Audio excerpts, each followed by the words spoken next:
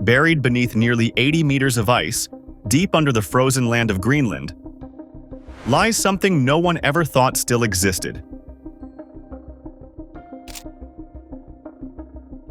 A P-38 Lightning fighter plane, missing since 1942, was unexpectedly discovered after decades of being entombed.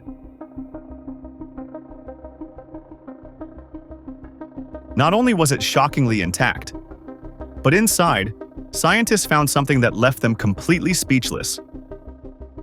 A story that sounds like it came straight from a science fiction movie. Yet it's entirely real. But the most chilling part is, this isn't the only case. From the Bermuda Triangle to the Andes Mountains in South America, and across the Siberian plains, mysterious plane crashes keep happening, leaving behind cold wreckage, with no explanation and no goodbyes. Why these specific planes? Why didn't radar detect them? And more importantly, is something out there hiding the truth? This isn't just another video retelling plane accidents. MindGap is about to take you deep into conspiracies, unanswered questions, and even disturbing evidence no one dares to speak of. All in this video. Don't take your eyes off the screen. Everything is just beginning.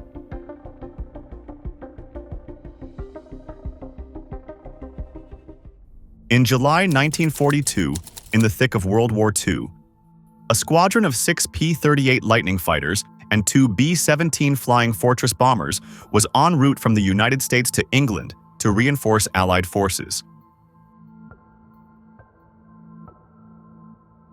They followed a route across Iceland, then Greenland, before reaching their final destination in Britain.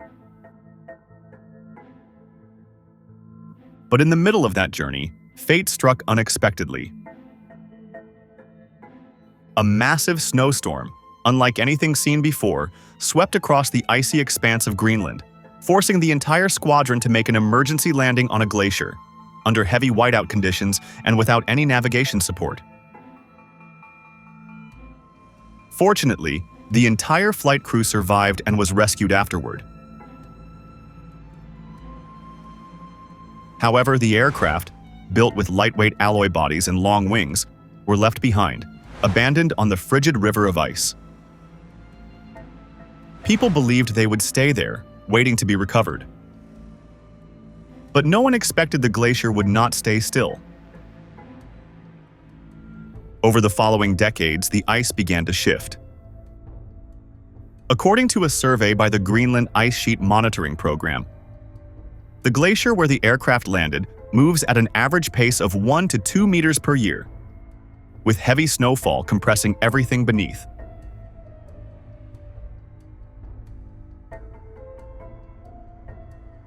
Within just a few years, all visible traces of the squadron's location had vanished. Everything seemed to have been swallowed by a white blanket dozens of meters thick, covering up every clue. For nearly 50 years, numerous American expedition teams tried to pinpoint the aircraft's location again. But every radar device, every search operation ended in failure. Until one day in 1992, a team of specialists led by Patrick Epps and Richard Taylor, operating under the name Greenland Expedition Society, used high-powered ground-penetrating radar to drill deep into the ice at an estimated coordinate. And at a depth of over 80 meters, they discovered a metallic shadow, still intact after half a century. The aircraft they found was identified as Glacier Girl. Though its fuselage had been crushed in parts by the weight of the ice, the main structure remained well preserved enough for restoration. Over the next 10 years, Glacier Girl was disassembled piece by piece, transported to Kentucky, USA, fully restored. And by 2002, what once seemed impossible finally happened. It took flight again. A P-38, once entombed in nearly eternal ice, had returned to the skies like a ghost of the past. Smithsonian Magazine called it the most miraculous excavation in aviation history, while CNN, in a 2003 feature, declared that Glacier Girl opened the door to ancient mysteries trapped beneath the ice.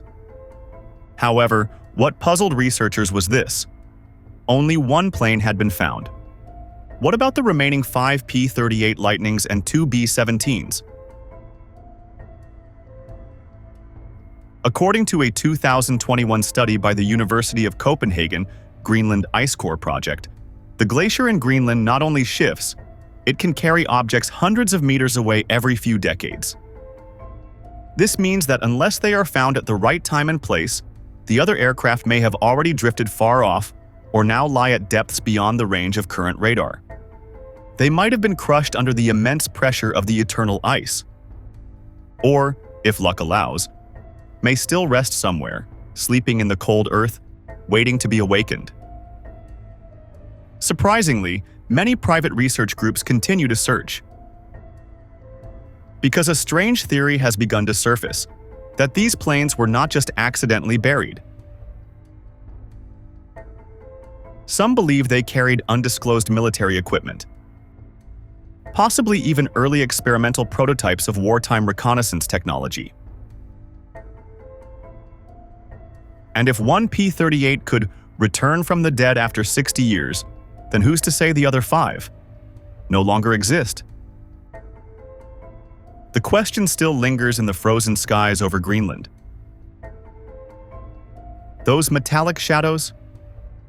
Where are they drifting now in the sleepless ice? Or more precisely, who is keeping them buried? Some mysteries, it seems, are still waiting to be uncovered.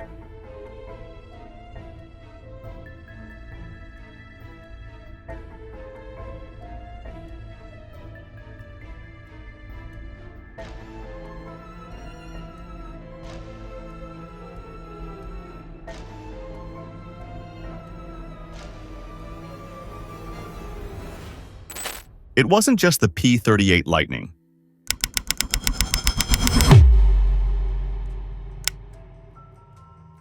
By October of 1972, a Fairchild FH-227D aircraft operated by the Uruguayan Air Force took off from Montevideo, carrying the Old Christians rugby team along with their friends and family. They were headed to Chile for an international friendly match. The mood on board was lighthearted and cheerful. No one knew that only hours later, they would be facing a snow-white nightmare in the heart of the Andes. The Andes stretch over 7,000 kilometers along the western edge of South America. Known as one of the most treacherous and unforgiving mountain ranges on Earth. With snow-covered peaks year-round and rugged terrain, it's a place where even a single misstep could cost you your life. That plane, carrying 45 people, crashed into a steep, snow-covered slope near the Argentina-Chile border after losing its way in poor weather conditions. According to the New York Times, the impact killed 12 people instantly. The rest, most of them young men between the ages of 19 and 24, were left stranded at an altitude of nearly 4,000 meters, in freezing temperatures and without food. Their radio gave off no signal. Rescue helicopters flew by and disappeared, and they were left completely cut off, trapped in a white hell with no way out. At first, the group hoped for rescue within a few days. But then, news came through a faint radio message that crushed all hope. The government had officially called off the search. From that moment on, they understood. If they didn't save themselves, they would die. And to survive, they had to make a horrifying decision: to eat the bodies of those who had died. Nando Parado, one of the survivors, would later write in Miracle in the Andes that the decision felt like crossing an invisible boundary of survival instinct, where morality was no longer a luxury. They cut pieces of flesh from their friends, even from family members, dried them on parts of the aircraft's metal surface, and divided the meat into rations to stay alive through the snow-covered days. Blizzards continued to hit. Night temperatures dropped below -30 degrees Celsius, killing 8 more people. Gradually, the group began to plan a mission to hike out of the mountains. After weeks of studying the terrain using old maps and tracking the sun's direction, The two strongest members, Nando Parado and Roberto Canessa, decided to leave the crash site. They carried only a few metal rods for warmth, some dried meat, and a blind faith that they could reach civilization. The journey lasted 10 days, covering more than 60 kilometers of rocky, snow-covered mountains. Eventually, they found a Chilean farmer. And soon after, the entire world was stunned to learn that 16 people had survived 72 days in the wilderness. The story became one of the most iconic examples of human courage and survival in extreme conditions. But there was one detail few people knew, and it sparked controversy when photos were released. When helicopters arrived at the crash site, rescuers found a separate section inside the wreckage that had been used as a makeshift food storage. There were empty cans of milk, melted snow stored in containers, and carefully preserved strips of dried meat. Evidence that the survivors had planned to stay far longer than they initially claimed. In a 2010 article, BBC News even questioned whether the group had secretly hoped not to be found, or were simply waiting for the right moment to leave on their own terms.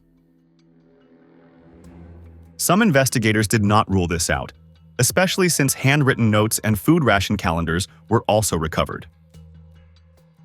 Of course, no one could blame them. In such circumstances, logic and instinct blur together. And humans are left with only one option: to survive at all costs. Flight 571 was not just a crash. It was a mirror reflecting the deepest instinct of human beings when pushed to the very edge of life. At the same time, it raised a haunting question.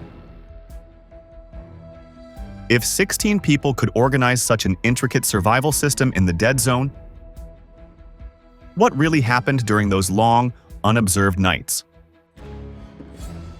What truly went on at 4,000 meters when the world thought they were already dead? And how much of what was told was the truth? That too remains a mystery buried for decades.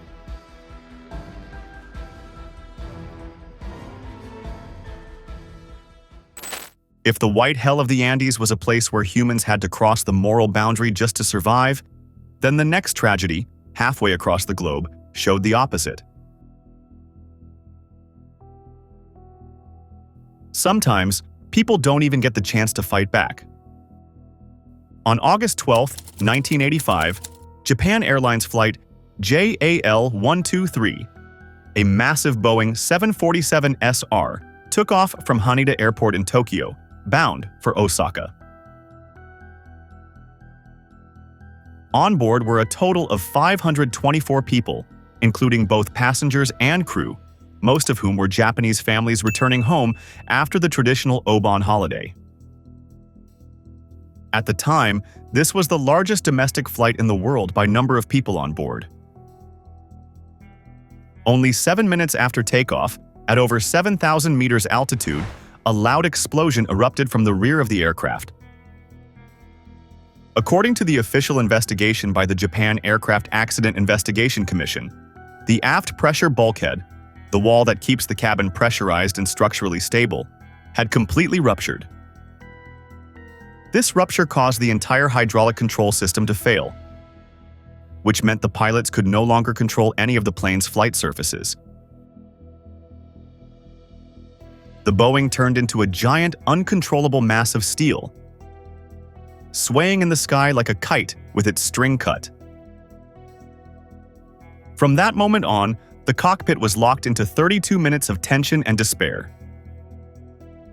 Captain Masami Takahama, along with his crew, tried every method to keep the plane in the air, adjusting altitude using the engines and desperately sending out distress signals. In a black box recording released afterward, the pilot can be heard repeating over and over, "We have no control, no response anymore."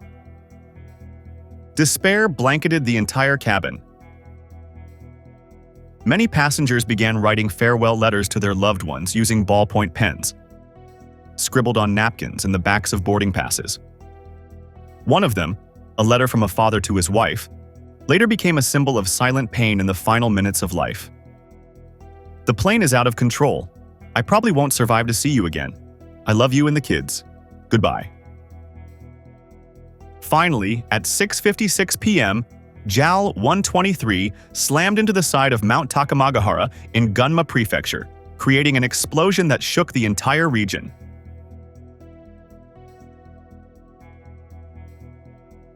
According to Reuters, out of 524 people on board, only 4 survived, all women, including a 12-year-old girl. 520 people died in one of the deadliest aviation disasters in history.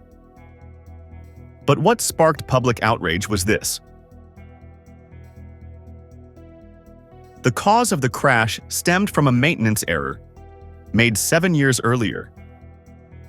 In 1978, the aircraft had suffered a minor tail strike incident at Osaka Airport. Boeing was in charge of the repairs, but instead of replacing the entire bulkhead with a single solid sheet of metal, the technicians used 2 separate pieces joined by a single row of rivets. The problem? According to technical standards, at least 3 rows of rivets were required to maintain structural integrity. Boeing only used 1. After more than 12,000 flights, the weak joint began to show signs of metal fatigue. And on that fateful flight, it finally gave out. 1 rivet, 1 improper repair, and 520 lives were wiped out in an instant. The investigation report later forced Boeing to accept full responsibility, and from then on, the aviation industry changed how structural repairs were inspected and certified. But the question still lingers. If a single overlooked detail like that can lead to catastrophe, how many other similar details are still silently hanging over our heads today? Are we truly safe sitting in the cabin, sipping orange juice, trusting that everything is under control? JAL 123 wasn't just an accident. It was a chilling reminder that in aviation, where we fly hundreds of tons of metal through the sky, sometimes the lives of hundreds of people are hanging by nothing more than a single bolt.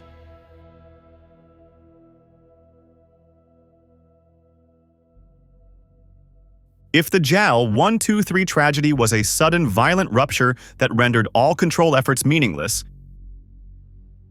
then the next story Mind Gap brings you is a very different kind of death. Silent, slow, and unnoticed until it was far too late.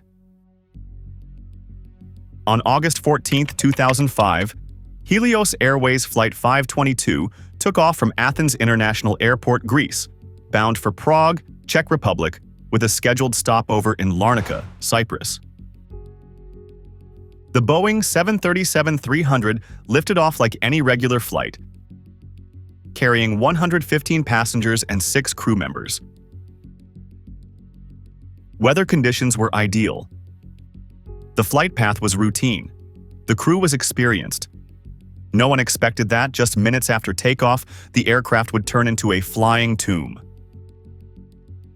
According to the official report by the Hellenic Civil Aviation Authority, HCAA, the disaster was triggered by something seemingly harmless. The cabin pressurization system had been set to the wrong mode. The night before, during ground maintenance, a technician had switched the system to manual to check for leaks. But after the inspection, it was never switched back to auto, as it should have been. And because there was no mandatory cross-check between technicians and the flight crew, the error went unnoticed. Shortly after takeoff, as the plane climbed above 3,000 meters, cabin pressure dropped and could no longer supply oxygen to the people on board. A warning chime sounded in the cockpit. It was supposed to alert the crew of cabin pressurization failure, but the pilots mistook it for a simple takeoff configuration alert, like the parking brake not being released. They checked the control panel, but failed to realize the true danger lay in the air pressure system. About 13 minutes after takeoff, the pilots and passengers began slipping into hypoxia, a silent form of oxygen deprivation. The first symptoms: dizziness, disorientation, followed by complete unconsciousness. It all happened within minutes. From that point on, the Boeing 737 continued flying on autopilot, on the correct route, at the right altitude, at the proper speed, but with no one left in control. It had become a ghost plane, drifting silently through Greek airspace for nearly 3 hours. No one realized that the cockpit and cabin were already frozen in silence, their occupants unconscious from lack of oxygen. Images from Greek F-16 fighter jets, scrambled to intercept the plane, revealed a chilling scene. Both the captain and co-pilot were slumped over motionless, oxygen masks hanging in midair, with no response. Inside the cabin, the seats remained upright. Everything looked frozen in time. Only one person was still conscious. Chief Flight Attendant Andreas Prodromou, who had undergone basic flight training. In a final desperate attempt, he made his way to the cockpit, strapped on an oxygen mask, and tried to regain control of the Boeing as it slowly ran out of fuel. The black box recorded him screaming into the radio, "Mayday! Mayday! No cabin pressure! The pilots are unconscious!" But by then, it was already too late. The 737, after flying aimlessly for 3 hours, ran out of fuel and crashed into a mountain near Grammatico, north of Athens. All 121 people on board were killed. There were no survivors. The Guardian described it as Europe's most tragic ghost flight, and many experts compared it to a cursed ship, drifting quietly to its doom, while everyone assumed someone was still at the helm. The Helios 522 disaster shocked the entire aviation industry. It raised disturbing questions. How could a minor maintenance error cost 121 lives? How could a single warning sound, just one simple chime, be misunderstood and lead to total catastrophe? And more importantly, today, on the flights we board, how many similar mistakes remain undetected, just waiting for the right moment to turn into hell? Flight 522 was not just an accident. It was a nightmare born of automation, a place where an aircraft could keep flying, even when no one alive was left on board. It wasn't just Helios 522 that became a silent ghost flight crashing into a mountain. Air France 447 is also remembered as a nightmare above the ocean. A disappearance without a trace, no distress signal, no one knowing what truly happened. Not until the black box was pulled up from the ocean floor nearly 4 kilometers deep, after more than 2 years of searching. On the night of June 1st, 2009, an Airbus A330 bearing flight number AF447, operated by Air France, departed Rio de Janeiro Airport at 1929, headed non-stop to Paris, France. There were 228 people on board from 32 different countries. It was a standard international flight, lasting over 11 hours, operated by one of the most modern and supposedly safest aircraft models of its time. For the first few hours, everything went smoothly. The aircraft reached cruising altitude at 35,000 feet, maintaining steady speed. However, as it approached the intertropical convergence zone, an area notorious for violent tropical storms, radar detected thick clouds and turbulent weather. The pilot made a slight left turn to avoid the storm, following standard procedure. But at 2:10 a.m. UTC, all communication between the aircraft and air traffic control was lost. There was no mayday call, no emergency signal, only a deadly silence stretched across the sky and the vast Atlantic Ocean. News of the missing Airbus spread rapidly across the globe.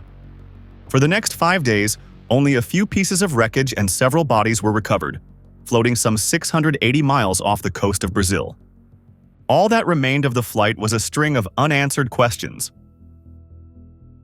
With no black box and no cockpit voice recordings, theories flooded in. Was the plane struck by lightning? Did the electronics catch fire? Was it terrorism? Some even believed it was swallowed by the Bermuda Triangle.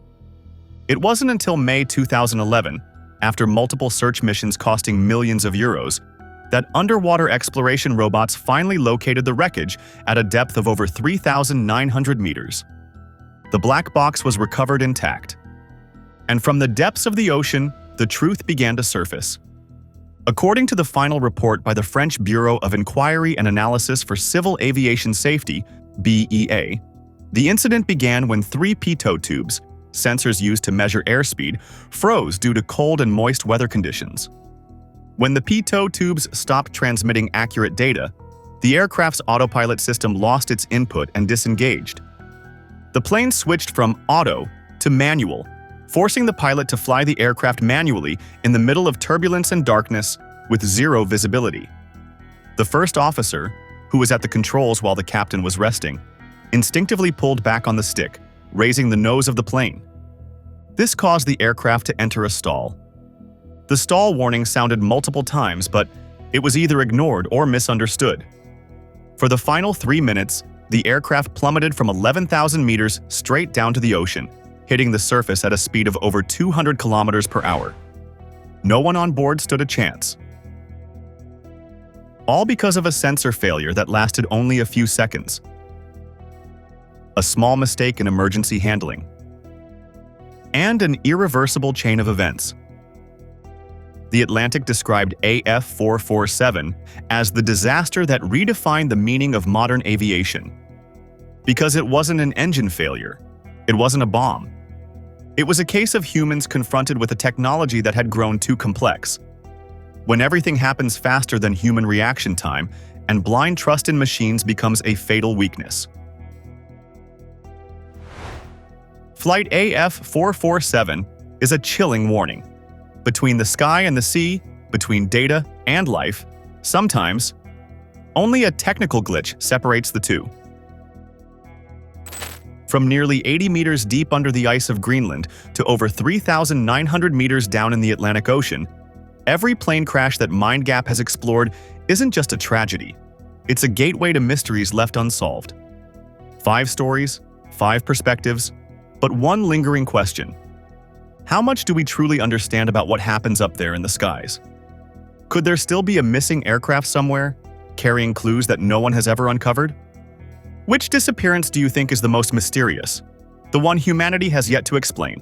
Share your thoughts and theories in the comments below. And if you found this video intriguing, don't forget to like, subscribe to MindGap, and turn on the notification bell so you won't miss the next journey into the unknown with us.